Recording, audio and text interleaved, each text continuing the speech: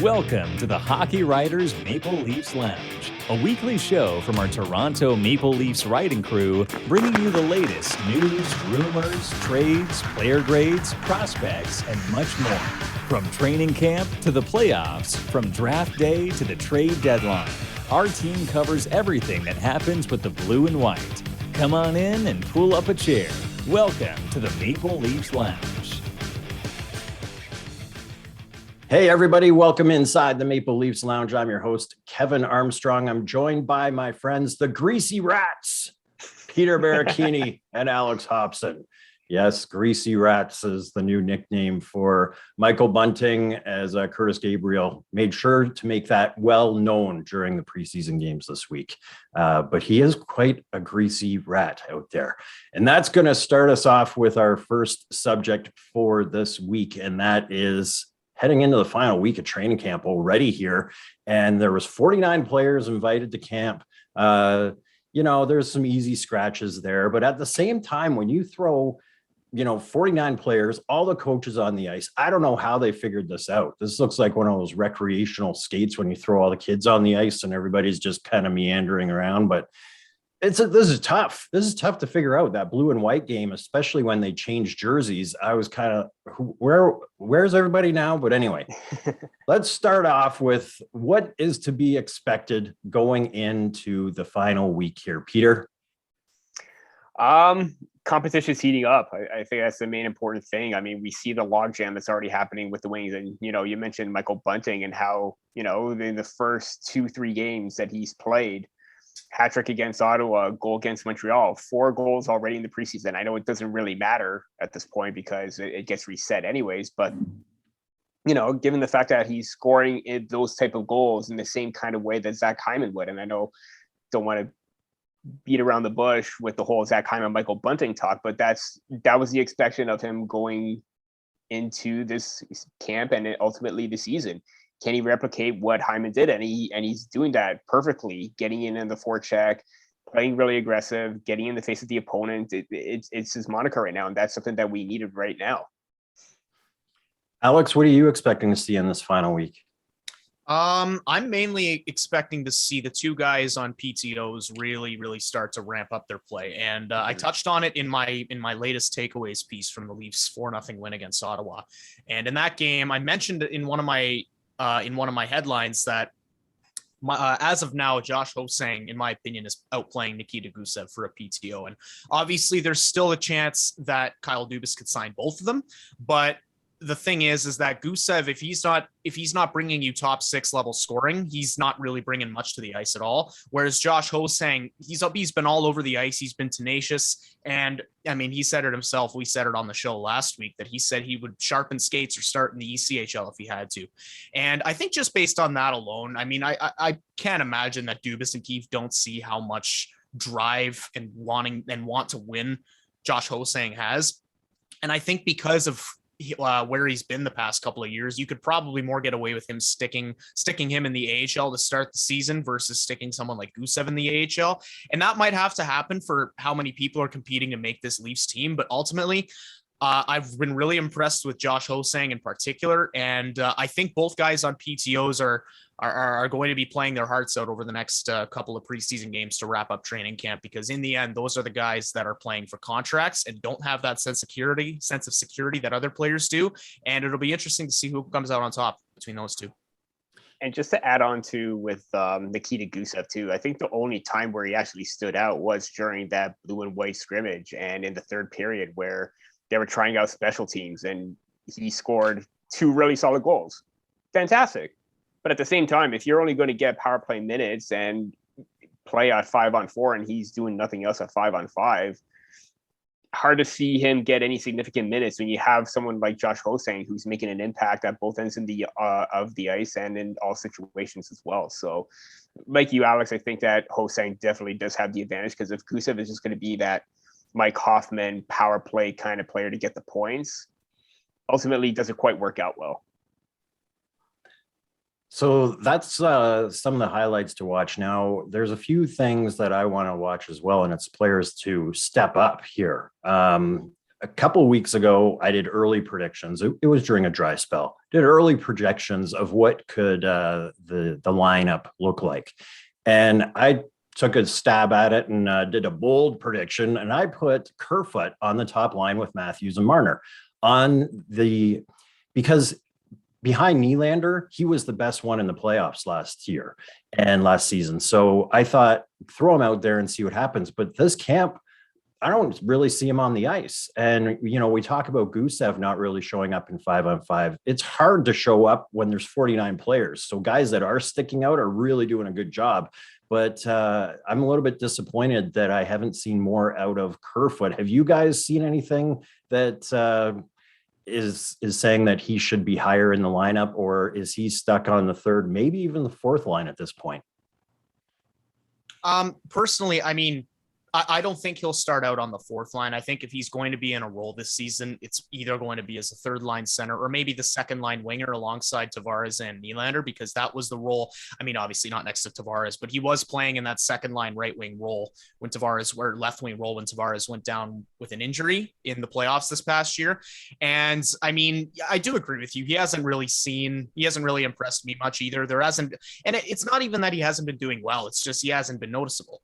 Whereas some of these other guys like Michael Bunting and Josh Hosang have been noticeable. So I think Kerfoot certainly has the ability. We saw it in the playoffs last year. And I think as long as we get into the season and he still kind of maintains that pesky game that he sort of developed in the playoffs, we've seen him work in the top six before, and we've seen him do all right as the third line center as well. So I think he's just got to keep that mindset, and he's got to play the same way that he did in the playoffs. And I think he'll be in the top 9 for the year for sure. But yeah, he definitely does have to step it up just a little bit at training camp. Mm-hmm. How about Kasha? Peter, what's your thoughts on Kasha early here? I thought he's been fantastic. I mean, the big sticking point with him was, can he stay healthy? He's battled quite a bit of injuries in the past, especially with concussions. He only played 3 games last year with the Boston Bruins. Dealt a very bad hand, but we've seen him be kind of what he was with the Anaheim Ducks early on in his career, being that power forward with the speed, with the shots,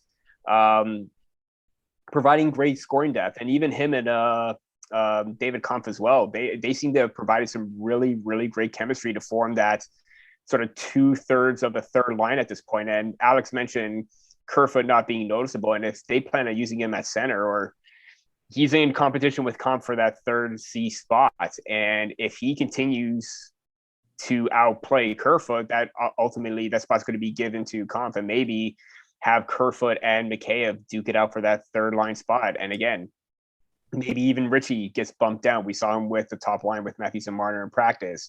Will that continue?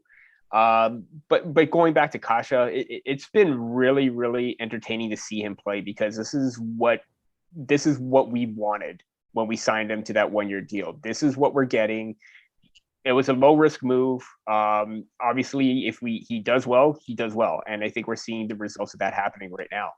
I will butt in here really quick and just clarify. I did say that Kerfoot would either be, second line left wing or third line center. Third line left wing's absolutely in the picture as well, because You're right, Peter.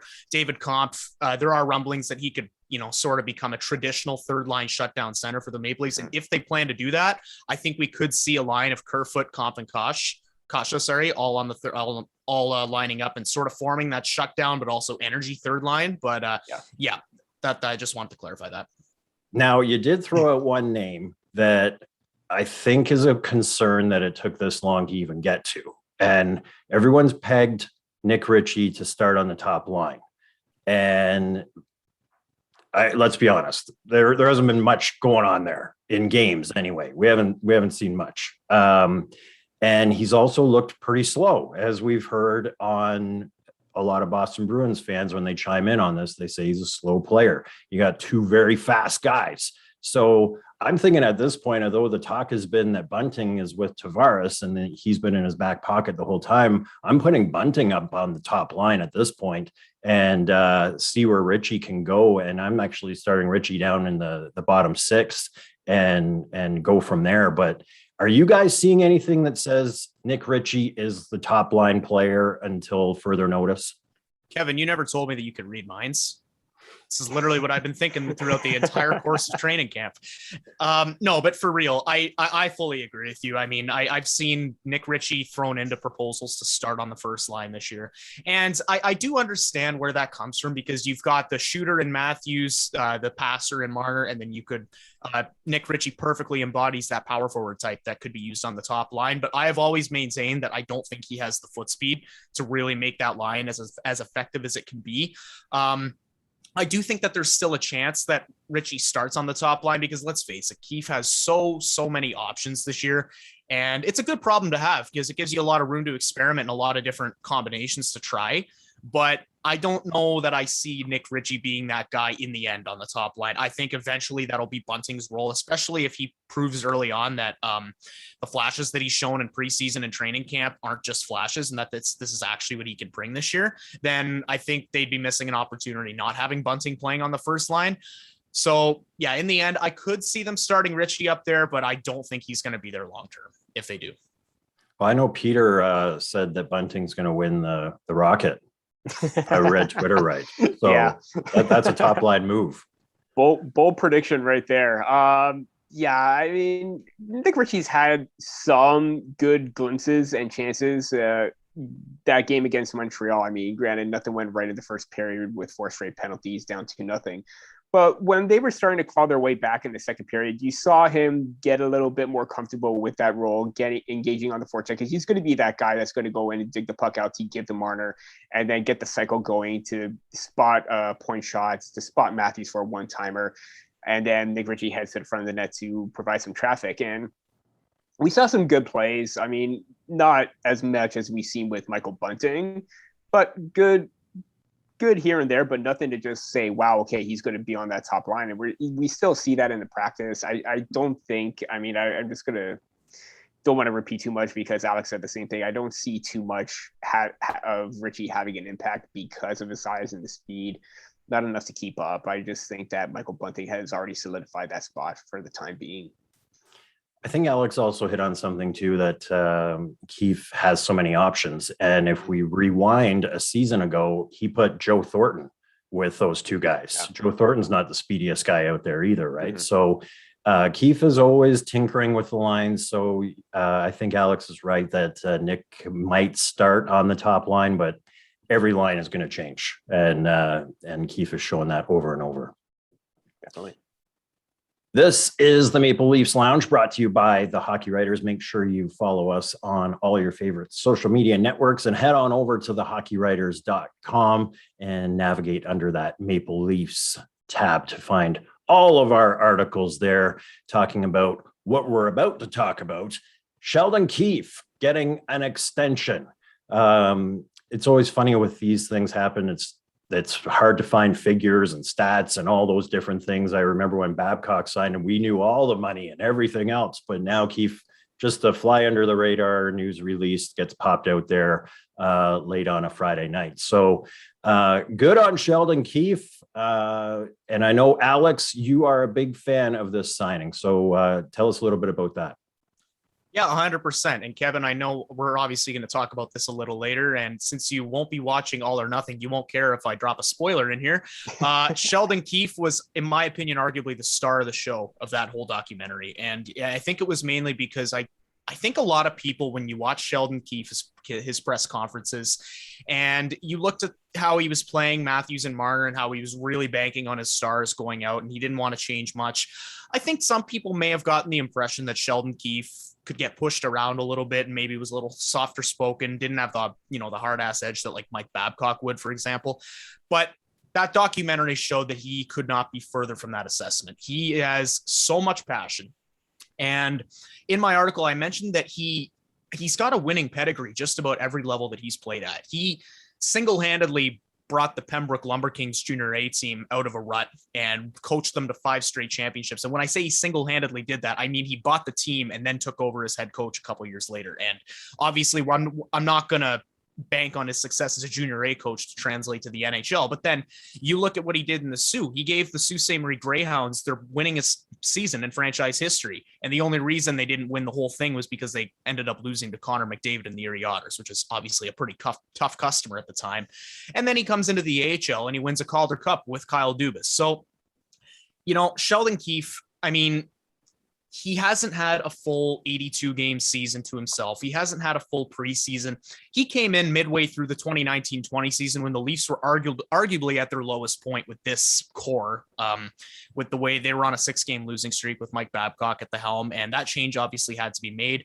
Then out of nowhere, the season gets postponed to COVID. He has to coach a 5-game series in the bubble. And then he has a shortened, condensed 56-game season. So I agree that he's not perfect. He made some decisions, or maybe lack thereof, in the series against Montreal. And I think it's important to remember that Sheldon Keefe is growing and learning just like these players are. And all the great coaches you think of in the league, John Cooper, Joel Quenneville, Barry Trotz, whoever, they were all in Keefe's position at one point or another. And while I don't think that he is the perfect head coach, and while I think there is some learning that he has to do, bringing him back on a 2-year extension and getting him to implement that drive and mentality that he wants to win and try and influence that on the players, I think it was without a doubt the right move. And, we all know how dangerous a knee-jerk decision can be. And I'm glad that they showed their faith in Sheldon Keefe, and they're giving him a shot to really coach this team from the get-go and get a full season, full training camp, full everything under his belt. Yeah, no argument here. Long before, and maybe the front office saw my article where I made the argument that he should be in the Jack Adams conversation. Maybe they saw that. So anyway, but I still don't understand why he wasn't in the top 3. There's a lot of great coaches that have done a lot of good things, but Sheldon Keefe to be ignored on the fact that he keeps on pushing this team to some pretty great levels, despite having every move he makes under a microscope and now on Amazon for everyone to see. And he still does it as essentially a rookie coach because he hasn't had his full season. So Peter, some final thoughts on this one? Alex just basically nailed everything on the head. And I think that, he said, and I echoed the same sentiment, he has the passion, and he has something that we haven't seen in the past with Mike Babcock, with Randy Carlyle, with a bunch of the other coaches that have taken the reins for the past 10 or so years since the 05-06. That was when the last time we had any sort of stability behind the bench. I do think that he has something that I think is the most important quality that a coach should have, and that is be relatable and know your players from the get-go, from the very beginning. We saw when he was called up, or when he was given the head coach role, I believe it was Travis Dermott or a bunch of other AHL players were saying he's a player's coach. He's a coach that you want to go out for and lay your body on the line for him no matter what. So you have that mutual respect with the coach and player. And to me, if you have that bond, if you have that connection, that's going to go a long way. And I know that I haven't seen the full All or Nothing yet, but that speech of him in the locker room after they tied the game, just basically laying into his team, everything that we worked to up in this point means nothing. Calling out his top line because they were getting dominated. That's a true coach. You want to show the confidence. You want to point out the mistakes of what the players are making and what's going wrong. He wouldn't be a coach if he wasn't doing that. So the fact that he's very real, he's very relatable, and he knows his team inside out, that to me is a very important aspect. And the fact that they re-signed him to 2 more years, nothing out of the ordinary, sort of the prove me now contract like a normal player would get for a 1-year minimum league deal or PTO. Prove me now, see what we could do, and then we could take it from there. But I have no issues with Sheldon Keefe because if I was playing, he's the coach that I would love to have play for. I've got a friend that lives in Pembroke, and she is part of the Lumber Kings community, and shout out to Tanya. She's fantastic, and she's friends with Sheldon's wife too. So I hear a little bit of the inside stuff and know the passion that follows with him, but she calls it Keefe country in Pembroke. Like Yep. there is a following, a hardcore following for him. And you don't get that just by being your average coach. And sure, junior A team or whatever, but you've got an entire community that loves the guy, loves their family, loves what he did for the team, and continues to do for that community, by the way. Mm-hmm. So Sheldon Keefe as a class act, and way to go with that extension. Another good move. I can add on to that. One of my buddies does the play-by-play for the Pembroke Lumber Kings out there, and it's more or less he's more or less a watered down version of what Bobby Orr is to Perry Sound. They're the local legend there. So yeah, well, I'm sure he knows my friend Tanya, because she always wins the Cheer of the Year awards out there. So I'm sure they shout out cross to paths. Tanya. Yeah, for sure. Okay, so next up, guys, we are going to talk about something you guys want to talk about, because I don't care. The Amazon Prime All or Nothing. I wrote an article on this because I was just so annoyed with seeing the same commercial and hearing the same crap. And I've got the crumbs on my profile now. So every website I go to, I get the same commercial with whatever. And I'm just like, I don't want to watch this. There is nothing, no chance I want to watch this, because we know the ending. I watched the Leaf Blueprint, and I always have, and that you get a lot of insight into the players and what's going on behind the scenes. You guys know we all listen to all the interviews. We watch all the games. There's nothing in this show that I'm not going to know, and I actually don't want to relive the disappointment from last season. I don't want to. And since we're talking about Sheldon Keefe, the thing I heard from him that I really approved, another thing that I approved from Sheldon Keefe is when he said he's watched a little bit of it, but he's not going to answer any questions about it. He doesn't want to talk about it anymore. I'm like, good. I can't, who can blame him? Last season, it's go forward time. So that's my piece. That's why I don't have a whole lot to throw in on this conversation, but I know that you guys are thinking about watching it. Maybe Alex has already watched a few episodes. So I don't know. Can you change my mind on this? Is it worth watching? Is there anything worth seeing in this?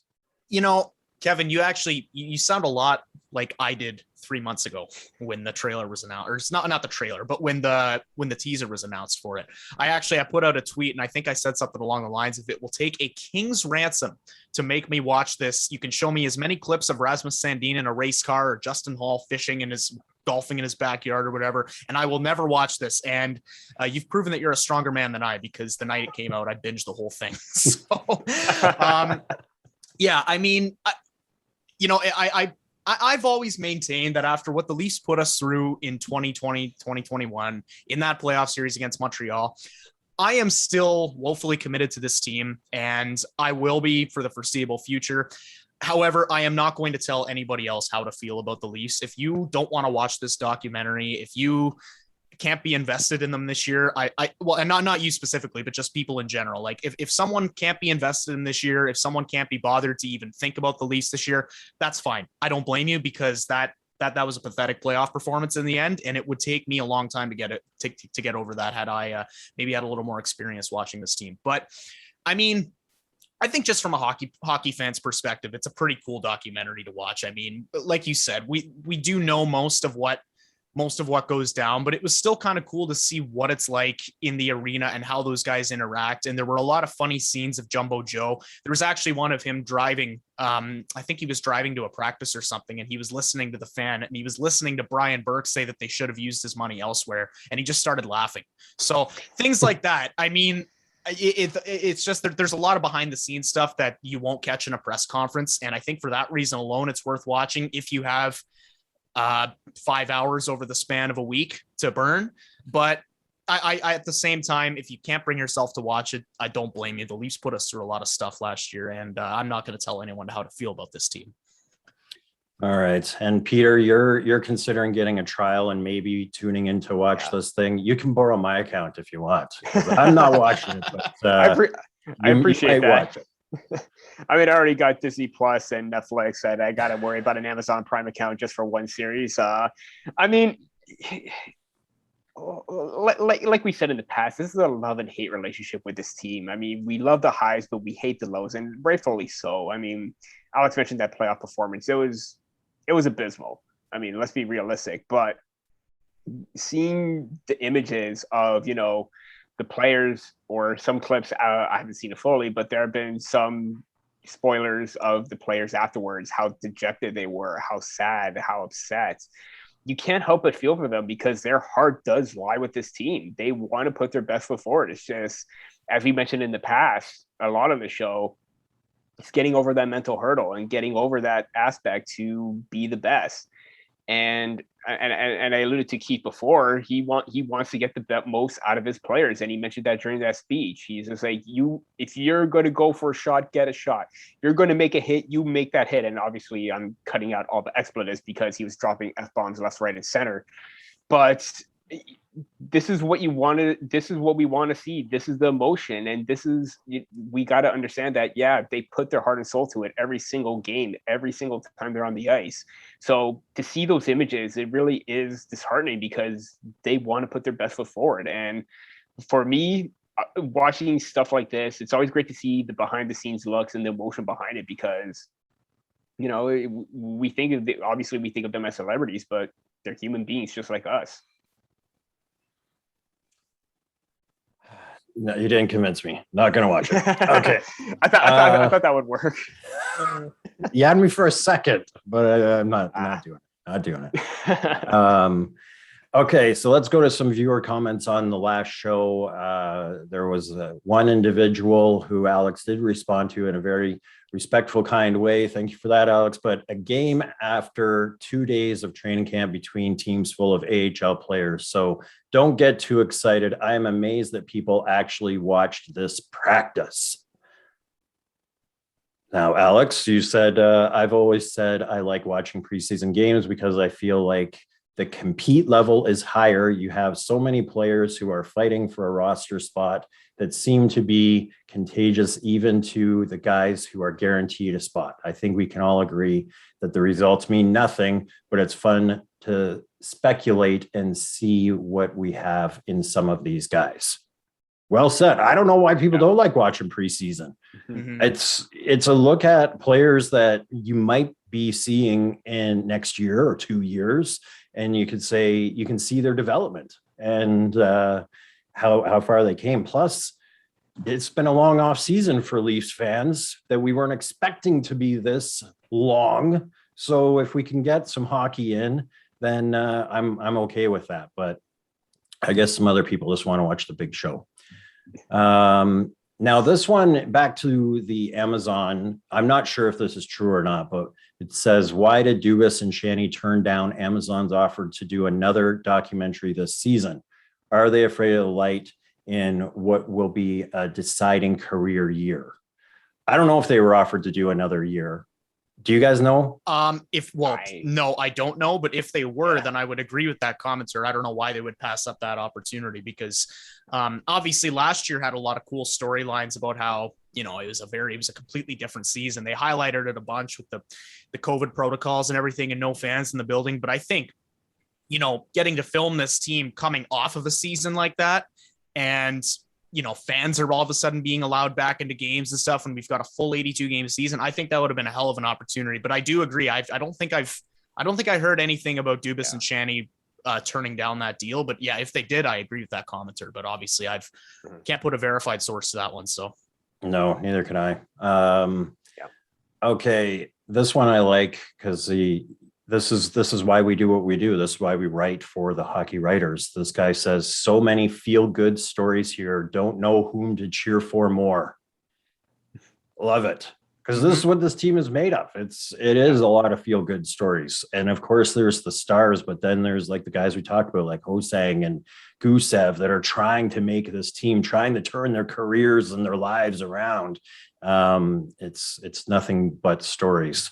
And the last one here, I wouldn't trade Willie either. Forget the past contract issues and move on. Very good player. Yeah. One of these days, we're going to have to get Mr. Andrew Forbes back on here because I know he does not like Nylander, to see if he has changed his tune, because I like Nylander.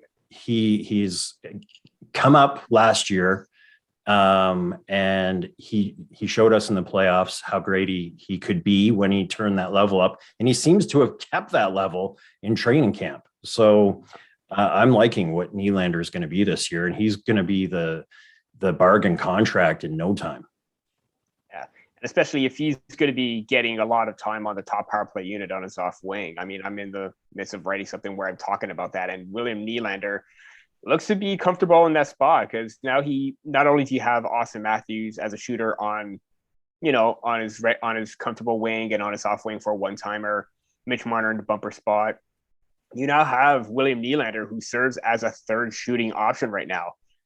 That's just going to throw a lot of teams off because you don't know if Marner's going to shoot from the bumper, if Matthews is going to get that one-timer.